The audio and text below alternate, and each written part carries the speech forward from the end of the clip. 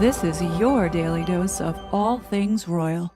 And then you have much more of the soft power, which is the media, and the way that they shape the political environment. And one of the things that this British elite have mastered and been masters of for decades is psychological warfare. The way that they shape narratives. Welcome back, my gorgeous, good looking friends.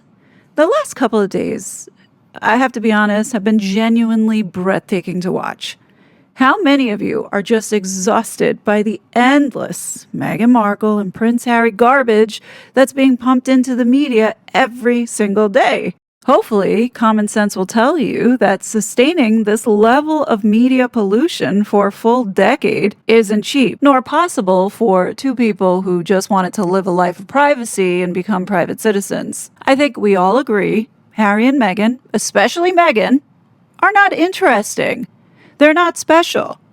What's remarkable is watching the sheer power of state-controlled media at work here. We keep talking about them not because they're popular, but because they deliberately invade our personal space through the press every single day. Even if you wanted to ignore it, you can't. From the very beginning, these two have been useful for distraction and agitation. Pure and simple. We all saw on August 19th a full-scale global campaign launched announcing the couple's return to the UK. Now ask yourself, was that genuinely breaking newsworthy enough to interrupt scheduled programming on the BBC? No. That was the palace forcing this slop onto the public. Anyone who believes King Charles didn't know about it isn't looking past these stupid headlines. You're seeing the full PR machine carefully shaping what the palace wants the public now to believe. And the whole point was to generate exactly the flood of reaction we're witnessing right now. The British tabloids and the media are feasting on this news that is just bullshit. Take a hard look at the voices suddenly popping up everywhere after months of silence, all claiming they have the inside scoop. Haven't you noticed? YouTube here has been flooded with the same royal journalists who spent years peddling the MEGXIT scam on behalf of the royal family. Katie Nicholl, Jack Royston, Camilla Tomney, Rob Shuter, Tom Sykes, and many others. They've moved into the independent space, specifically attempting to reclaim control of the preferred narratives. As you know, I am a one-man show. It is very hard to keep up with all that has been going on and saying, and at the same time processing it, because there is just too much now covering up this black ops that failed. Factor in, remember, right after Trump won the 2024 election, the attempt to rewrite history on MEGXIT with at least 20 Channel 5 documentaries about Harry and Meghan, and then the onslaught of these royal biographies being cranked out, with all of them, as I pointed out, removing mention of the political involvement and work with the radical leftist activist groups subverting the United States. So on this second go-around of Harry and Meghan and fooling the masses, I think many of us are not as gullible and naive about believing what we're watching. There is a deliberate attempt to omit any of Harry and Meghan's involvement here from the political side. And I do believe that these journalists, as well as the royal family, think that, oh, if the media is not talking about it, then it doesn't exist. It never happened. And you notice that this is what's going on, not only with just Harry and Meghan, but the stuff about COVID, the stuff about the 2020 election, when people online legitimately believed that the election had been interfered with, which now we all know. Also, the situation with COVID and people getting censored for coming forward with the harms we now know is true. But at the time when people were screaming it, the media completely ignored it. And it's the same thing that's happening here. I think there are a lot more people who understand and see what I've been talking about, but unfortunately do not have the voice or platform like some who are pushing the preferred narratives approved by the palace. Pay attention to the voices that are getting amplified over the ones that are actually telling the truth. And you'll figure it out what's going on here. Then pair that with the many kooky coincidences of the King and William rewarding people in Harry and Meghan's professional and personal orbit, as well as the Sussex alignment with His Majesty's government globalist agenda, and you can see easily how they all could be in it together. I have to say, I am not in the camp of believing that Charles is trying to undermine his son William's reign. No, I don't think that that's the case at all. And hear me out with this, because I think at this point, we have to scrutinize everything, including William and Catherine and their involvement with all of this. Now, for the William and Catherine fans, I'm just asking you to keep an open mind and hear me out. There's a reason the Sussex squad was allowed to keep making threats against the family while the palace did absolutely nothing to stop it. There's a reason there. The palace has never hesitated to silence voices when it suited them, whether it was protecting Harry and Meghan or handling the Epstein scandal involving Andrew. And I've seen it firsthand that they will take action when they want to. Just look at my own experience with Tobin Andre and the cruelty he showed to me over Christmas. So don't tell me the palace couldn't have shut down the Sussex squad. They were already censoring people behind the scenes. They just simply chose not to. So ask the question, why? At this point, we're allowed to scrutinize everything. It is possible William knew this was the plan all along. You might be thinking, well, why would he sit back and let people spread nasty things about him and his family that will live on the internet forever? I'll tell you the reason why. It's because his own family was shielded from it. I doubt any of those children are on social media, and by the time they're grown, the people running this show intend to control the entire online space. Haven't you noticed that? They will choose whose voices get amplified and whose don't. Add some common sense here when you think about it. Back in 2019, when the rumors of the Rose Hanbury affair started swirling around, it was William's lawyers who threatened legal action against UK media outlets if they repeated or expanded on those claims, describing them as false and highly damaging. He also took action against Tatler magazine for false and misrepresentations against Catherine when they did the piece Catherine the Great. Yet he did nothing about the Sussex squad openly defaming his children and family across social media. Why didn't William's lawyers go to the social media companies to get the information and access to the people behind the accounts defaming his family? You gotta wonder, right? He could have stopped all of that, but he didn't. Go back to 2017. William was the one who was actively working with the social media companies, pushing hard on online bullying and the mental health damage that it was causing. Who are we fooling? These people had direct access to the executives at every major social media platform. So why did he and Catherine quietly walk away from that cause? Right as Harry and Meghan were picking it up. Just some food for thought. So now with all the manipulation that has been allowed to go on these past 10 years, we have every right to scrutinize and question the whole family's involvement, not just Harry and Meghan. That is what I want to begin doing today, and by going back to the very beginning. So I'm going to ask you to please keep an open mind as we go through this. Our beliefs about the royal family, especially William and Catherine, are shaped by the exact same corrupted media that covers Harry and Meghan. So why do we trust what those same people write about Catherine and William? Is it because we've been conditioned for decades on how we're supposed to see and think about this family? My goal with this video is to help all of us break out of this psychosis. The media is a powerful force that has been weaponized against the public, and the royal family is complicit in this manipulation. So now before we dig into this journey, a lot of what's going to be covered in this video is speculation based on my educated opinion. It is purely for your entertainment, so please do your own research and come to your own conclusions.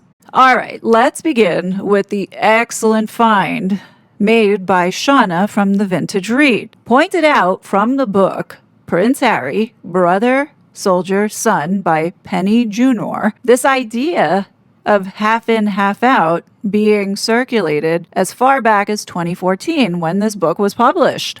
Let me go ahead and show you just a couple excerpts of what was being said in the last chapter of this book. I highly recommend you go and watch Shauna's video because she does a better breakdown and analysis of the actual chapter and who this author is, but I'm going to point a couple things out that will be relevant to the rest of this video. So in the What's Next chapter for Harry, it says, yes, they could work side by side, but William's not going to be king for a really long time. It could be 20 years at least. Meanwhile, there's two of them on the same territory. So, if Harry decided for 5 years to disappear off to Africa to concentrate on Bali and being a helicopter pilot, if that's what he wants to do and flying anti-poaching patrols or whatever, he could still come back X times a year and do his royal duties. So think about this. Okay, Harry didn't go to Africa, but he came to the United States to wreak havoc for the last 5 years, and now he's heading back.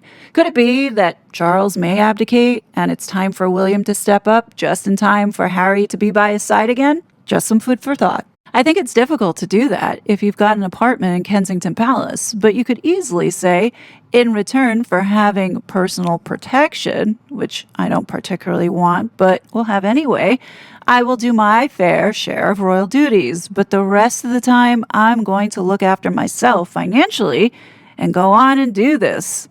The chapter goes on to say, I think it's unlikely that Harry will fade away. In theory, he could be a royal who does a few royal engagements, but who basically is not involved in the day-to-day business of the firm. But I think you'll find he's very passionate and engaged. But I may be wrong. He has options. He doesn't have to give the kind of leadership in the future that his brother absolutely has got to give. But my guess is that he will. Jamie Lothar Pinkerton is much less worried that Harry will disappear to Africa. No, not anymore. 7 years ago, my center of gravity was to dissolve that thought, but I think it's gone now. He's grown up a lot. He's grown in his thinking. He recognizes that that is not an option. So right here we see a seed being planted. Yes, Harry was thinking about Africa, but Africa was no longer on the table. Harry will do his duty. He's quite clear about that. He's going to support his father and his brother to the full, but he's going to do it in his own way. His view would be international.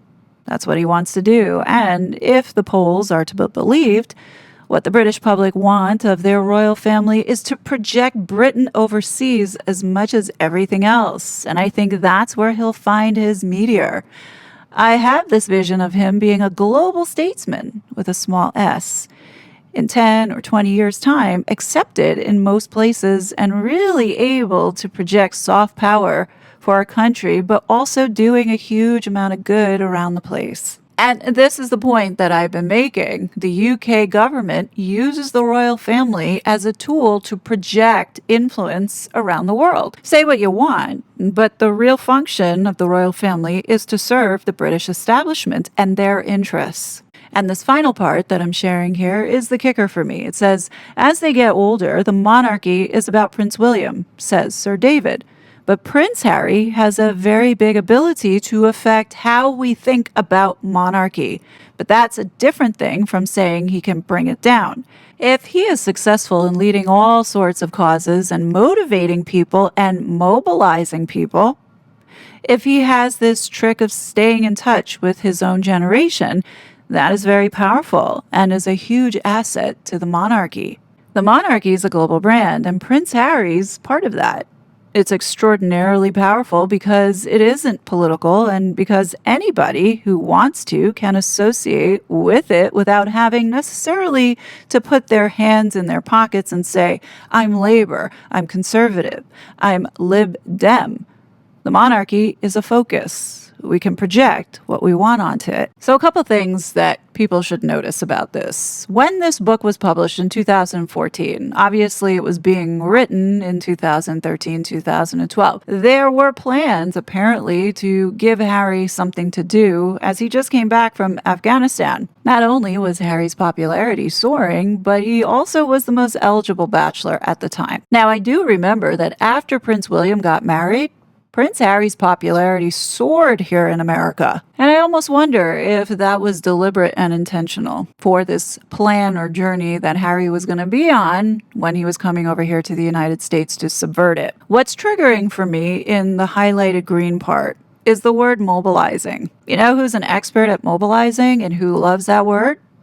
Obama. You all remember back in 2017 when Obama sat down with Prince Harry on this podcast, and at one point he does talk about how the younger generations need to mobilize, meet in person at cafes, get out and do stuff in civil society to make that impact. The word mobilization is what Marxists know how to do best. Think Black Lives Matter, the No Kings protests, all designed to destabilize the United States. So this is what comes to my mind when I see this phrase, mobilizing people. And given that this book had been published during the Obama era, makes sense. I believe that this mission that Harry has been on here in the United States began all the way back then. It goes back to me saying that the British establishment sees the royal family as tools to be used to exert their influence on the rest of the world. So now Harry is back from Afghanistan. They need to figure out how do they maximize all of this popularity and his visibility to the British establishment's globalist agenda. Notice I'm not saying the UK government or benefiting the British citizens. We're talking about the deep state and these parasitic elite. And here's where all of this starts to collide. So the Queen met with Obama more than any US president in history. It's no secret that this family really liked the Obamas. You can see the Queen looked quite delighted with Obama at the state dinner. I mean, you can see the difference here.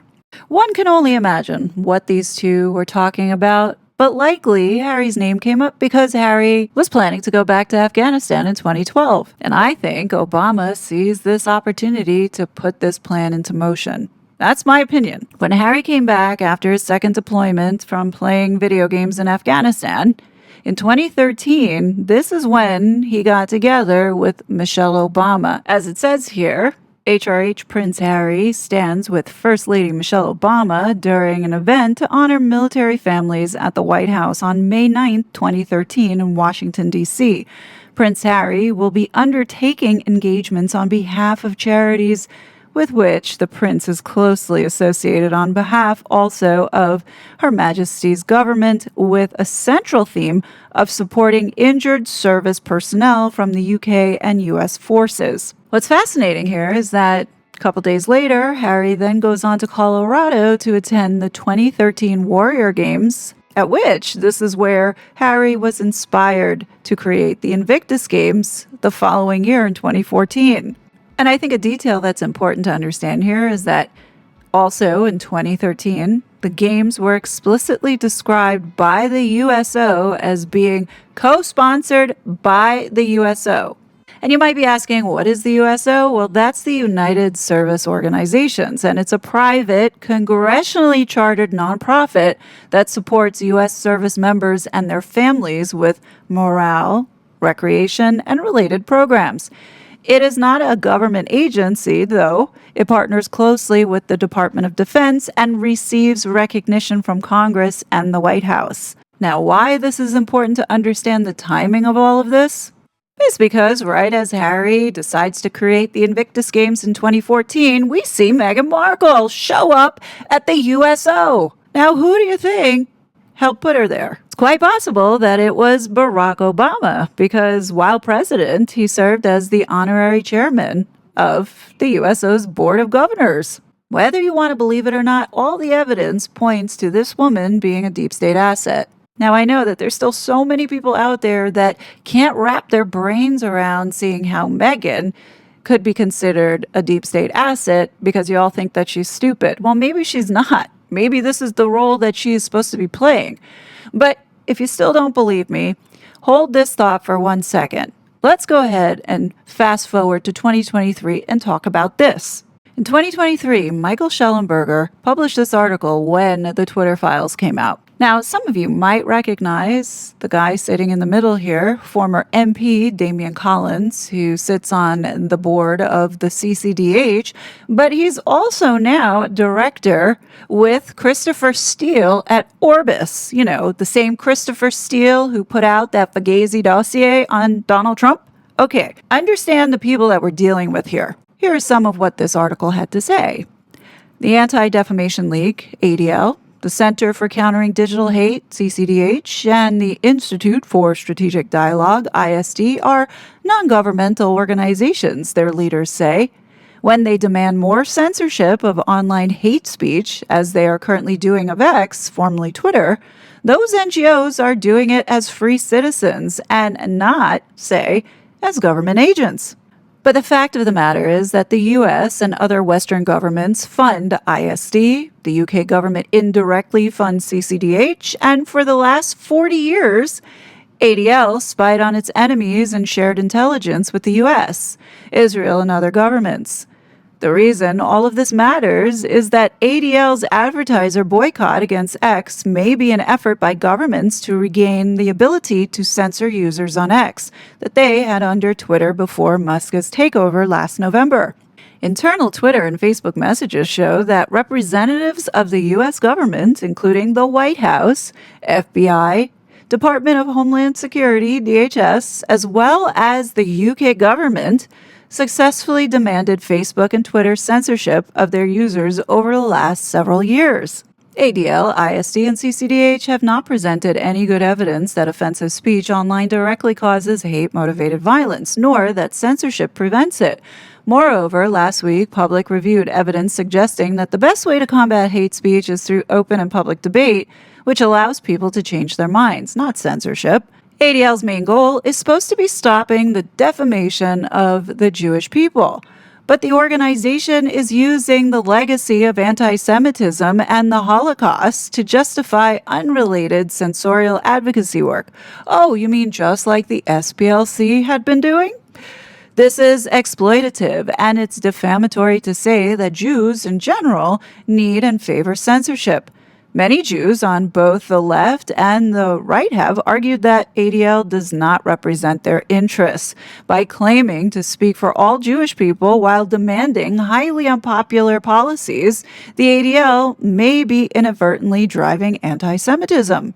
As troubling as these highly partisan ideological biases are, what's most dangerous are the past and present ties between ADL, ISD, CCDH, and governments, particularly security and intelligence organizations, which we detail below. Neither ADL, ISD, nor CCDH have responded to multiple requests for more information or an interview. Investigative journalists say ADL is deeply connected to Western intelligence agencies. There are some intelligence fronts that are not CIA fronts, but fronts for foreign intelligence agencies, wrote Wayne Madsen in his 2016 book, The Almost Classified Guide to CIA Front Companies, Proprietaries, and Contractors.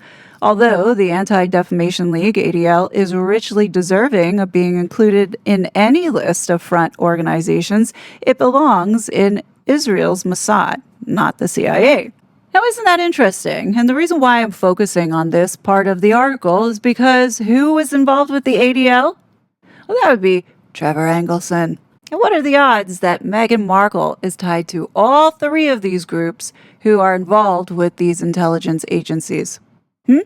So now when we look at this situation from the early days and we wonder, how is it that there are no photos of this so-called wedding aside from the ones that the alleged father, Thomas Markle, had leaked out to the media, which have clear signs of photoshopping and manipulation? You almost have to wonder. And at this point, I don't believe anything that the media has put out there, especially coming from the alleged family, the Markles, saying that Meghan wanted all of this evidence from her marriage with Trevor destroyed. But they just kept a couple photos to leak out into the public. Now, at this point, we have to question everything. How do we even know that this marriage between Trevor and Meghan was even real? Sure, the media put out the divorce papers showing that Meghan divorced Trevor, but where is the wedding certificate for when they got married? Now, I have looked, but I was unsuccessful in finding any such document existing. However, I did find the divorce filing. At this point, though, anything is possible with these intelligence agencies. If they want to create a past for you, they very well can with documents that appear to be so-called legit. You know, governments do it all the time, especially for those in witness protection. They have to create some type of past and history for these people that are trying to establish a new identity. Who's to say that they didn't do this for whoever this woman is? And what a coincidence that this so-called marriage ended in 2013, just in time for Meghan's so-called transformation into this humanitarian feminist Diana 2.0, right? A little too convenient. Now, getting back to the Queen's meetings with the Obamas, in April 2016, Barack Obama traveled to Windsor Castle for a private lunch with the Queen and Prince Philip. A private lunch. Right before Meghan was vomited onto the world as allegedly dating Prince Harry. Remember, Harry went to Invictus in Toronto, and apparently that's where they had allegedly met. That news started to leak out. And there you have on the same trip, William and Catherine and Prince Harry privately also meeting with the Obamas. I wonder what for. Yeah, at this point, we all have to wonder, were they all getting ready for this nut job to enter stage right? What if Meghan was always part of the plan? Now, when I go back and I listen to these interviews that Harry did during his Spare tour, you could easily see this angle now. Let me show you. During the Tom Bradby interview, there was one part that really just stuck out to me. And I couldn't figure out why, but now it makes sense. My apologies in advance for the sound quality on this clip. I tried to clean it up, but unfortunately I wasn't able to. There is a big difference between you and your family that I get. They're on option one, can't change the press, just accept it. You're on option two, the must do something about the press. If I don't stand up to what I consider these abuses, no one else will. But their approach, which is to sort of say, in a free country, you've got to have a free press. In a free country, you gotta have a free press. People in power, your family have got to be scrutinised. Someone's got to do it. We just got to rub along with them. Pay close attention to how Harry responds to this question. Not only is it revealing that he doesn't believe in free speech, but he also gives it away that his family doesn't believe in free speech or freedom of the press. That's not wrong, is it? That's not a crime, that attitude. No, the scrutiny, 100%. Attitude. No, the scrutiny, 100%. The press. The accepting of, just you can't control it. That's what I mean. Well, my family tried to control it for years, and they still try to control it because of their relationship with the British press. And what you see here is Harry telling the truth. We know that the royal family are guilty of doing this. But isn't that built in a It's something they don't want to change because it benefits them. Want to change because it benefits them. Right? It doesn't always benefit. No, it doesn't. As you said, sometimes. Of course it doesn't. Yeah? He says in the book, darling boy, you can't deal with it. Don't read it if you. And it passes. It does pass. And I understand. We've got. Does it pass? And Harry makes a point here. No, it doesn't pass because we see the reinforcement of narratives being put out there, right? They all do it. What I've learned is that this is all part of the psychological manipulation. Well, has it passed? Okay, well, let me ask you. I left the country for 12 months. It was relentless.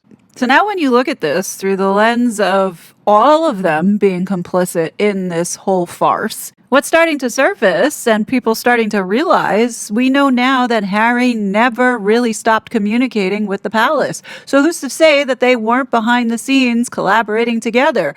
Because at no point did the palace do anything to stop these two. Let's not kid ourselves. If this wasn't some type of psyops, Meghan Markle would have never been able to get 10 feet within the royal family, let alone marry into it. MI6 and MI5, no doubt, have done their due diligence for the Queen, and they know exactly who and where this woman came from. Certainly not from what we've been told. Harry says he left the country for 12 months and it was relentless. Well, that's because they were deliberately putting stuff out there, not only to gaslight the public, but to set the narrative and to set the stage for the continuation of this con. And what Harry says next is the reason why he has been in the United States. So again, one of the reasons why I am moving the mission of changing the media landscape within the UK from being personal to my life's work. The mission of changing the media landscape within the UK from being personal to my life's work. A large part of that is down to the ongoing legal battles, right? Specifically with phone hacking, that I put in my claims over 3 years ago. And I'm still waiting. So one might assume that a lot of this, from their perspective, is retaliation and trying to intimidate me to settle rather than take it to court and potentially they have to shut down. But that is a large part. Can you explain that? Because lots of people watching this program won't have the faintest idea what you're talking about. Phone hacking happened. So this is where you have to actually pay attention to the words he's saying. Harry goes, so again, one of the reasons why I'm moving the mission of changing the media landscape in the UK from being personal to my life's work. At the time when I heard it, it didn't make any kind of sense, but now it does, especially seeing what has been unfolding after this interview was done. Think about what's going on currently here in the United States. The biggest gripe that Harry and Meghan had with social media companies in the beginning was that these social media platforms were not being held accountable for the mis and disinformation, otherwise known as censoring views that were not in line with the preferred narratives. So similar to Harry and what he's doing against the UK press, here in the United States, you have these social media companies getting sued, as well as fined through the legislation that we're seeing with the DSA and the Online Safety Act. Harry wanted this win with the newspapers, and thank God it didn't happen, because ultimately what he's trying to do in the UK as well is force legislation.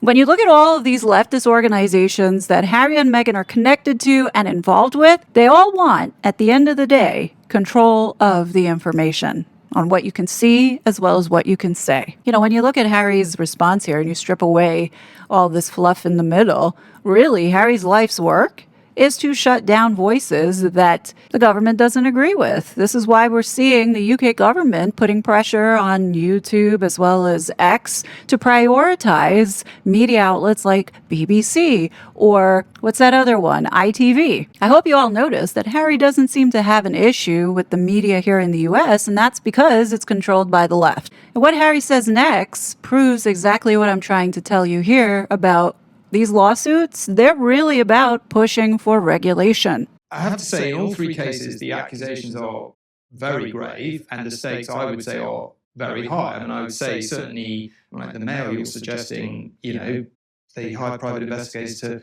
break into people's houses to plant listening devices. I mean, this is sort of off the scale. They deny absolutely. Remember, this is the one that Harry just lost, where Gavin Burrows said he never signed that witness testimony. Let's be clear, you would owe them a pretty abject apology if you're not right, if it's not proven. Well, if it wasn't wrong, they would presumably sue us. Well, but these are grave allegations, and this is raising the stakes to extremely high. Yes, 100%. Yeah, putting those claims in was an acceptance of the repercussions. But what is more worrying is that those repercussions are so obvious, I guess, across the British press that there's no one else. If they want to hold us and the rich and powerful to account, and they want to police society, then who's policing them? That's something that William and I have talked about for many, many years. And there it is. William and I have talked about this for many years. Who is policing them? In other words, who is policing their speech or regulating it? William and I have been talking about this for years. Who is policing them? And I think, again, what's happened to my wife and what's happened to us happens to so many people on a daily basis because of the British press, because of the racism, because of the cronyism, because of the lies. I think we're all seeing what happened to Meghan was all fabricated to create the optics that, oh, the British media is so terrible, something needs to be done about it. And what we're seeing here is the same playbook that these so-called advocacy groups that want to protect democracy have been doing, like the SPLC, who had been funding right-wing extremism to then turn around to be the righteous, oh, we're stopping hate across America. Meanwhile, they are the ones who have been creating the problem and creating the optics of this so-called problem. It's the same thing that Harry and Meghan have been doing this whole time. And there's no way that Harry and Meghan would have been able to sustain this for the last 10 years, day in, day out, with this constant flooding of the media space if they weren't backed by an institution. And given the fact that Harry and Meghan have been involved with the very same NGOs that are tied to the intelligence agencies, I mean, come on, put two and two together, folks. So, my father said to me that it was probably a suicide mission to try and change the press. And there it is, another indicator and evidence that the royal family knew what this fool was trying to do to regulate the press. That response from Charles right there tells you enough about what the royals think about democracy and freedom. How about, Charles, you tell Harry that no, you should not be trying to regulate the press because you need freedom of press, freedom of expression, freedom of speech in a functioning democracy. Telling Harry that it's probably a suicide mission only as saying that it's going to be really hard to do, not dissuading him from it, just saying, hey, look, it's going to be really tough. You know, having spent 10 years in the army, I learned a specific set of values. And if I see wrongdoing, I will be lured towards trying to resolve it, especially when I've had the unique perspective that I have had. I've seen behind the curtain. And this can mean a whole bunch of things. When you think about it, Harry's been in the military. He's had access to intelligence. He's also, have seen behind the curtain of the palace and how PR machines operate, as well as how the media can be used to shape narratives. He's not stupid there. And while the public knows that Harry has his own PR team that's cranking out all of this propaganda, never once do any of the journalists talk about it, ever. Because they're the same ones who are cranking out the garbage that he's complaining about. This is how you know none of this and what he's saying here is real, especially when we get down to the contents of Spare. You really think this so-called fight between William and Harry happened where Harry landed on the dog bowl? Think about how many ridiculous claims were made in this book. Perhaps maybe that was intentional and on purpose to get the media to talk about it. Like when you look at these petty little dramas, they really don't have any substance to it. It's not like Meghan snuck into Catherine's closet and borrowed a dress without asking. Like that would be a little bit more, okay, well, you shouldn't have felt like you had the right to go into her house to grab her dress. Versus, okay, who made who cry? Again, what are we, 5? And if we are to believe that this is a black operations, then obviously the book Spare that was put out was deliberately filled with false stories because nobody believes that Harry and Meghan buried their fetus in the backyard. And what Harry goes on to say next, to me, proves that he never left in the first place and he was still operating under the crown. If I can't continue to serve my country while based in the UK, for numerous different reasons, one because of lack of security, then I will continue to serve my country from abroad. Now I'm starting to think that the lack of security was just a cover to separate and distance the royal family from Harry and Meghan so they could do what they had been doing here, because any type of connection to the crown would have faced tremendous amount of blowback here in the United States, and we all know that. They had to keep the optics going. And changing the media, who I believe is at the epicenter of so many of the problems across the UK where people are suffering. Well, yeah, people are suffering as a result of the media. Having Harry and Meghan on the cover page every other week is not helping those children who are getting raped. Suppressing that kind of news is not helping protect those children. Worth it, because again, it goes back to what I've said before, which is I'm happy with them talking crap about me every single day because I know it's not true. Watching this with a different set of eyes now, this takes on a whole different meaning. You just heard him say he doesn't care what people are saying about him because he knows it's not true. If you're putting the stuff out there and you know it's not true, then you know you're deliberately deceiving the public. That's why it doesn't bother them. When you see Meghan going out there, she's playing a role. Whoever that woman is not who we're being told she is. What I draw the line at is when you're inciting hatred towards myself and or my wife and my children. And I believe him here. I think he doesn't like being called certain things or, his wife being called certain things or attacked based off of the way he looks. Same thing with Meghan. The real superficial stuff. The stuff that hurts the ego, but they see it as hate. You're permanently at war and seeing the media as kind of one entity. No, not permanently at war at all. I made peace with that. I was willing to let a lot of it go back in 2020 when we left the country. And if living in a new country, minding your own business during lockdown, not saying anything, not doing anything that would affect the British media at all, that every single day there's a new attack, well, then the assumption of it going away or moving on isn't the case. So Yeah, and these are the optics that are being painted here, but they were the ones feeding the media. And you can see right here, he is replaying the script. This is the narrative that they're supposed to go on to keep this optic. I feel as though there was a responsibility to see this through. Again, what exactly is Harry seeing through? Because I think the benefits to a lot of people will be felt. I talk about Caroline Flack in the book as well. But, when we're talking about accountability, just recently, which I know you know about, the Jeremy Clarkson article. For those that don't know, that Jeremy Clarkson article was quite distasteful, but at the same time, he should have the freedom to express his opinion about this woman. And this is the hypocrisy of the left. Think about the rhetoric that was spewed against Donald Trump over the years, as well as Charlie Kirk. Yeah, think about what happened to Charlie Kirk and what almost happened to Donald Trump. Nobody on the right wants to assassinate Megyn. All they want to do is throw shit at her. So not only did what he said was horrific and is hurtful and cruel towards my wife, but it also encourages other people around the UK and around the world, men particularly, to go and think that it's acceptable to treat women that way. There's no evidence of that. And to use my stepmother's words recently as well, there is a global pandemic of violence against women. But there's nothing being done to help the women and girls being brutally assaulted in the UK. Harry sees regulating speech as more important than actually stopping the people committing the crimes. Can't hurt the feelings of the elite. It's no longer a case of me asking for accountability, but at this point, the world is asking for accountability. At the time when I saw this, I'm like, no, people are not calling for the press to be regulated. But now, looking at how they weaponize the media against the public, I do think there should be some sort of regulation on protecting the media, because I got to admit, the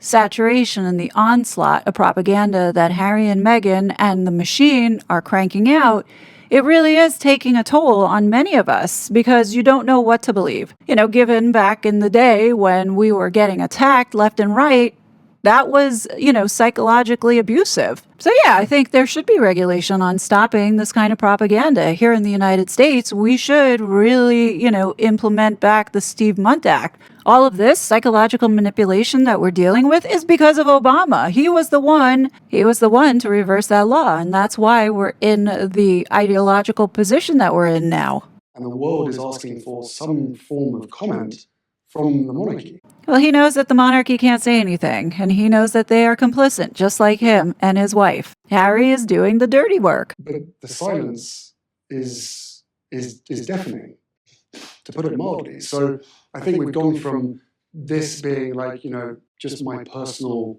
whatever you want to call it, to way, way, way bigger than us. Which only could mean one thing. This is an institutional operation or a military-grade operation. And from what I have learned and believe of the monarchy, if someone in this country, especially in the US, no names mentioned, tweets or says certain things that are just categorically harmful and dangerous, you have the president and the vice president speak out against it. He is referring to Donald Trump right here, okay? And how they censored him in 2021. And this piece of shit had been a part of it. One final question on the press, quickly. You say they're complicit. Counter-argument. It's more complicated than that. Journalists, it's like covering politics. Journalists cover politics. They hang out with ministers. They gossip. Sometimes people gossip too much. Sometimes it's a leak. Sometimes it's not a leak. Are you in danger of viewing it in a very one-dimensional way? No. I think it encapsulates all of it. Some of it's leaking, some of it's planting. But I think, again, what people are starting to understand now is that a royal source is not an unknown person. It is the palace specifically briefing the press, but covering their tracks by being unnamed. And I think that's pretty shocking to people, especially when you realize how many palace sources, palace insiders, senior palace officials, how many quotes have been attributed to those people. Yeah, it's interesting watching this back again because I remember back when this interview came out in 2023, everybody was on the side of the royal family. And listening to Harry speak, all we could think about is that Harry and Meghan were the ones who were doing this. Not the royal family, but Harry and Meghan. But now listening to this again, and you know that this is how the palace is operating because we're watching it currently unfold here with Harry and Meghan going back, you then start to think, well, are they behind Harry and helping him get this legislation, putting these guardrails around the media landscape? And we're talking about the online space. And my answer would be yes. All fingers are pointing directly back to the institution. Harry could very well be doing the dirty work for his brother because William has to be kept clean. Some of the most heinous, horrible things have been said about me and my wife, completely condoned by the palace because it's coming from the palace. And those journalists have literally been spoon-fed that narrative.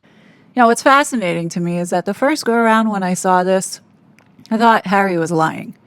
Now, with this different perspective, going into looking at this clip again, you realize that, yeah, it's a possibility, because what if they were all working together? And that, yeah, the palace is putting stuff out there, but that's part of the whole show. For Harry and Meghan, it has always been about the media and the ability to control it and use it to influence. And this is what the CIA and these intelligence agencies are known for doing. Without ever coming to us, without ever seeing or questioning the other side, I strongly believe that the way that the British press is showing itself at the moment is incredibly damaging to the UK. Well, that didn't age too well, did it? Because how much egg do not only the media, but also the royal family have on their faces now?